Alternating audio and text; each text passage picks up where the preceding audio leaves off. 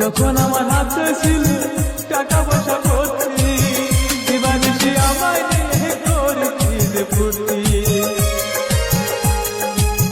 যখন আমার হাতে ছিল টাকা পয়সা ভর্তি, দিবানিশি আমায় নিয়ে করেছিল ফুর্তি। এখন আমার হাত খালি, এখন আমার হাত খালি, রাজা দিদি অন্তরে আর কত পুরাইবি আমারে, আর কত